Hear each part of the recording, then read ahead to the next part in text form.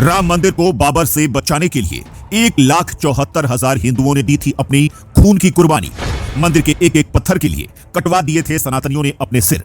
राम मंदिर के लिए लड़े जा चुके हैं सैकड़ों युद्ध। जब राम मंदिर तोड़ा गया उस वक्त अयोध्या की धरती हो गई थी खून से लाल।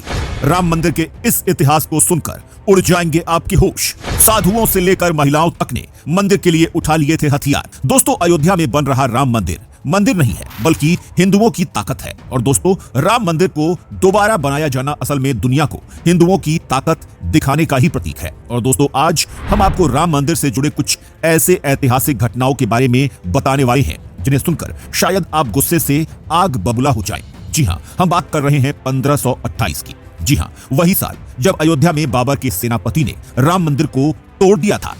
दोस्तों, शायद आपको जानकर हैरानी होगी कि उस वक्त भगवान राम के मंदिर के लिए लाखों लोगों ने अपने सिर कटवा लिए थे। वह युद्ध के मैदान में वीर गति को प्राप्त हो गए थे, क्योंकि दोस्तों, अपनी आंखों के सामने राम मंदिर को टूटता देखना उन सनातनी वीरों के वश में नहीं था।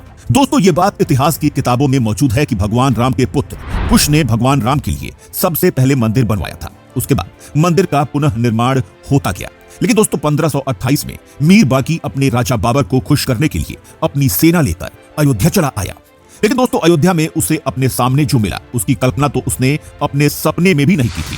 असल में दोस्तों, उस वक्त अयोध्या की राम जन्मभूमि पर सिद्ध महात्मा श्यामानंद जी महाराज का अधिकार था। उस समय भीटी के राजा महताब सिंह बद्रीनारायण ने मंदिर को बचाने के लिए बाबर की सेना से युद्ध लड़ा। और दोस्तों, ये युद्ध इतना ज्यादा खतरनाक और भीषण था जिससे उस वक्त पूरा भारत ही कांप गया था। और दोस्तों, ये युद्ध कई दिनों तक चला था और अंत में हजारों वीर सनातनियों के शहीद हो जाने के बाद कहीं जाकर मीर बाकी को राम जन्मभूमि का कब्जा मिला था।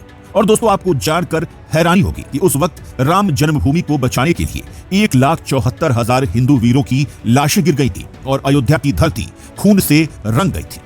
लेकिन दोस्तों, राम मंदिर के लिए अभी भी भारत के सारे हिंदुओं का खून खौल रहा था। और दोस्तों, उस वक्त अयोध्या से महज कुछ दूरी पर सनेतु नाम के एक गांव में पंडित देवी दीन पांडे ने वहां के आसपास के सूर्यवंशी क्षत्रियों को एकत्रित किया और फिर से युद्ध किया। और दोस्तों, दुर्भाग्यवश हजारों हिंदू शहीद हो गए और बाबर की सेना फिर से जीत गई।